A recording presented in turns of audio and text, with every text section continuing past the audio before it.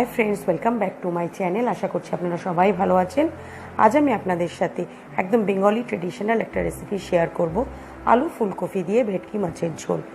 এই রেসিপিটা আপনারা সবাই জানেন, তবুও আজ আমি আমার মতো করে এটা আপনাকে দেখাচ্ছি। রেসিপিটা আপনারা পুরোটা দেখুন, দেখে ভালো লাগলে লাইক করবেন, শেয়ার করবেন আর আমার চ্যানেলটাকে সাবস্ক্রাইব করে আমার পাশে থাকবেন। তাহলে চলুন রেসিপিটা দেখে নিই। আমি একটা কড়াইতে কিছুটা সর্ষের তেল খুব ভালো করে গরম করে নিয়েছি। আর এখানে আমি ভেটকি মাছ, যেটাকে কিনা আমি ভালো করে ধুয়ে জল ঝরিয়ে নুন হলুদ মাখিয়ে রেখেছিলাম 5 মিনিট আগে। এবার আমি মাছগুলো তেলের মধ্যে দিয়ে ভালো করে লাল করে ভেজে নেব। মাছটা 1 পিঠ ভালো করে ভাজা হলে তারপর আমি এটাকে উল্টে নেব।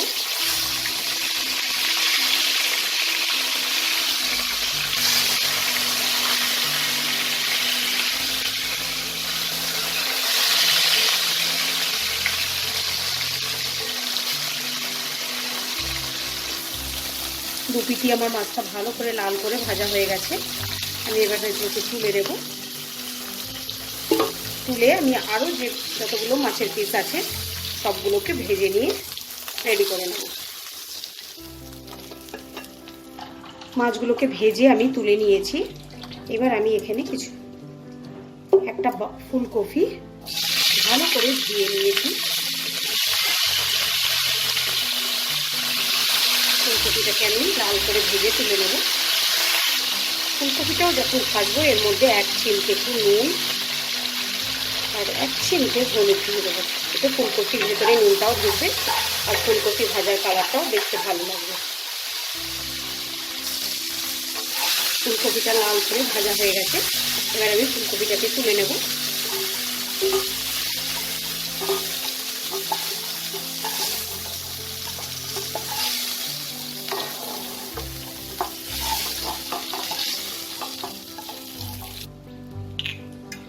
কড়াইতে আমি আরও 2 চামচ সর্ষের তেল দেব। তেলটা গরম হয়ে গেছে। এতে আমি 2টো তেজপাতা, 1 টুকরো দারচিনি আর 2টো ছোট এলাচ ফোড়ন দেব আর হাফ টিস্পুনের মতো সাদা জিরে ফোড়ন দেব। ফোড়নটা থেকে যখন আমার ভাজা ভাজা গন্ধ বেরিয়ে যাবে, কয়েক সেকেন্ড এটাকে নাড়াচাড়া করলেই হয়ে যাবে। এতে আমি লম্বা লম্বা করে কেটে রাখা 3টে আলু অ্যাড করে দেবো।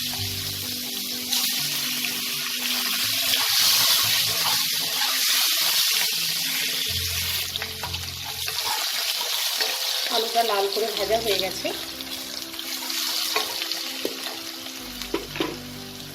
এখানে আমি 2 চামচ আদা জিরে কাঁচা লঙ্কা বাটা দিয়ে দেবো। এখানে আমি হাফ ইঞ্চি মতো আদা, 4টে কাঁচা লঙ্কা আর 1 চামচ জিরে ভালো করে মিক্সিতে পেস্ট করে রেখেছি। পরিমাণ মতো হলুদ দেব আর 1 চামচ আমি কাশ্মীরি রেড চিলি পাউডার দেবো।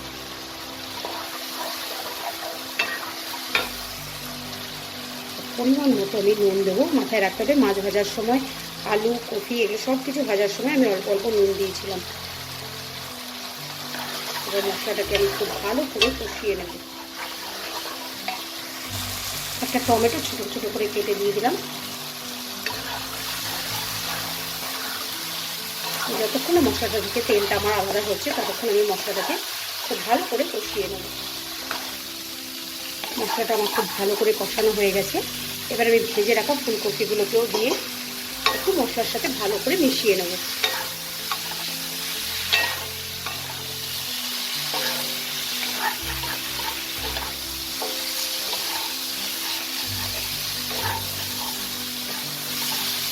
এবার আমি এতে পরিমাণ মতো জল দেব।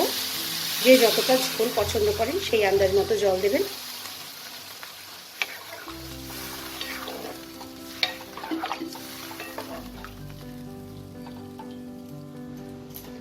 ঝোলটা ফুটে উঠেছে। এবার আমি গ্যাসের ফ্লেমটাকে মিডিয়াম করে দিয়ে আমি এটাকে ঢাকা দিয়ে দেবো।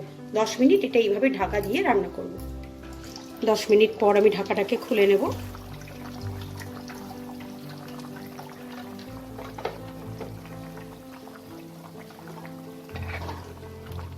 আলু কফি সব নরম হয়ে গেছে।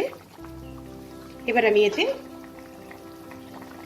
ভেজে রাখা মাছগুলোকে দিয়ে দেবো, আর দুটো কাঁচা লঙ্কা, এটা ফ্লেভারের জন্য দিলাম।